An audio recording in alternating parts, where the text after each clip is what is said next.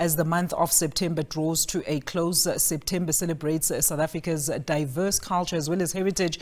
We look now at the importance of promoting Indigenous language in a celebration of Heritage Month. And for this discussion, let's now welcome Dr. Thabo Manetsi from the National Heritage Council. Dr. Manetsi, thank you so much for joining us. We're hoping to be joined by Dr. Chongolo as well from Pansal. But let me start with you.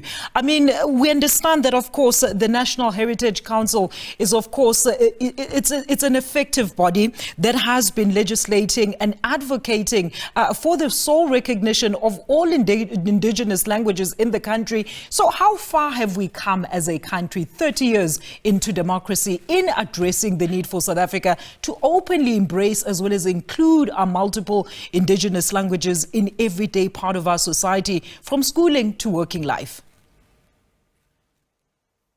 Thank you very much, Alicia. I think thanks for the opportunity as well. We're excited to be interacting with you as the Heritage Council.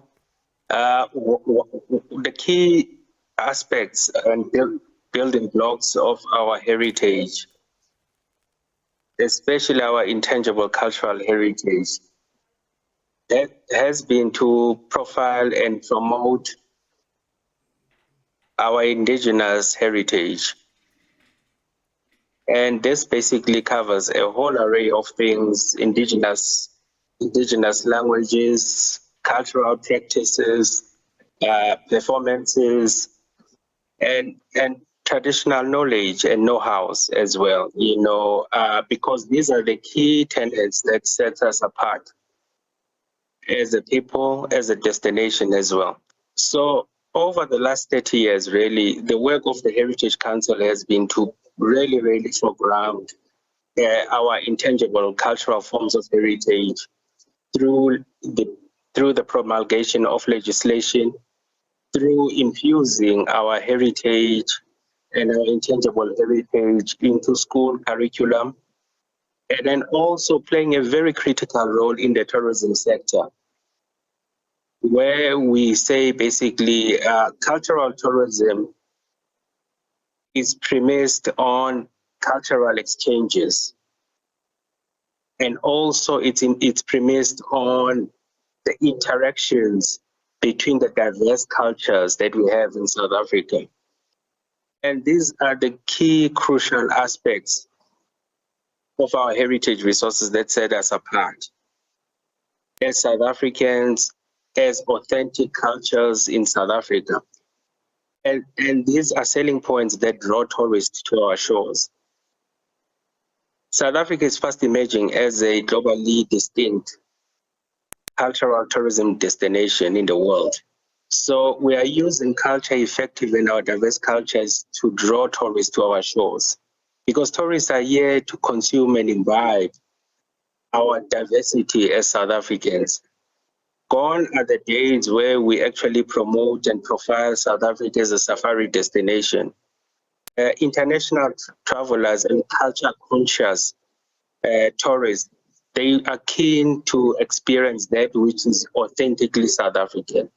So that is exactly what we have been doing in the past 30 years, and we want to upscale our efforts going forward so that we're able to draw from the international markets, international, source markets of tourism, and get our tourists and international tourists into our shores so that they can actually interact with our languages, interact with our cultures.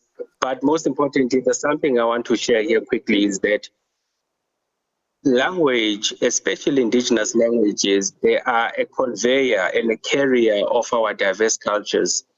If you want to understand the people and their authentic cultures, you would want to actually understand their languages, because language actually is a medium through which culture is expressed and passed on from one person to the next. So we've been doing that. Unfortunately, colonialism and apartheid could not erase this important aspect of our indigenous and authentic heritage. So we're excited to be where we are, but I think there's a lot of room for upscaling and improving going forward. You know, Doctor, you mentioned something very interesting there about interaction. So let's talk about what are some of the inherent as well as persistent challenges in the inclusion of our multiple indigenous languages in the tourism sector. And what is, of course, the National Heritage Council doing in order to persist their fight for the equal recognition as well as usage of our mother tongues? Yeah, one of the interesting aspects that we have been observing, and this is the trend really, as we digitizing our heritage, there seems to be a lot of appetite to really digitize the memory, the dying languages that we have in South Africa.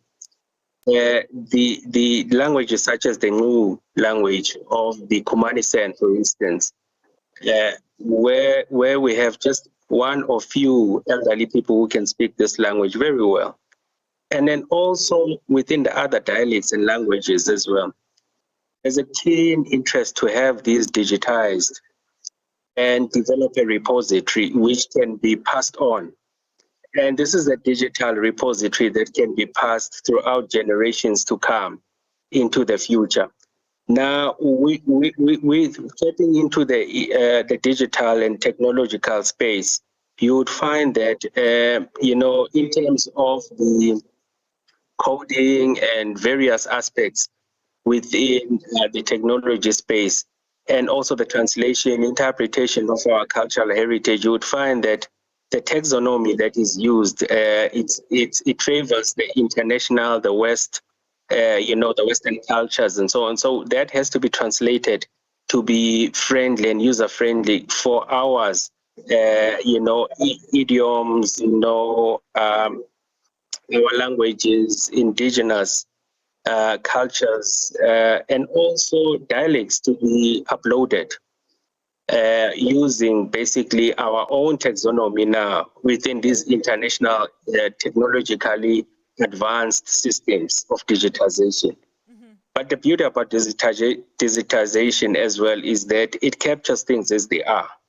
But the thing is, we would want our information to be easily accessible and translatable so that it appeals to a broader, and global, community as well. It should not just end at our level here at local and domestic, levels. But we want also our cultures, our languages to be easily, accessible international, which is possible, but the translation thereof is very important as well, that we upscale there and improve as well. Because one can speak isiXhosa, Setswana, and so on, but here you would want also to have a way in which technology is enabling, to translate this effectively and so on and so forth. But I know that this is a space that a lot of our technologically advanced, systems and, sector, they're assisting us with. But this is work in progress, and we're excited basically that the work has started.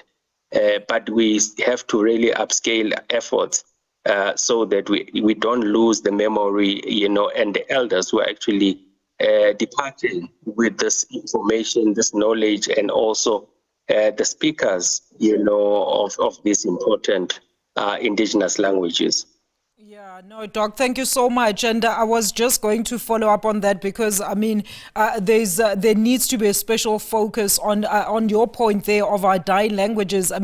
Our history is said not to be documented, which actually poses a serious threat to our very own heritage because, how are we going to tell our grandchildren, our great-grandchildren, if we're not around, if it's not documented? Where are these books? Where are these authors? So, Doctor, thank you so much for joining us for this special segment.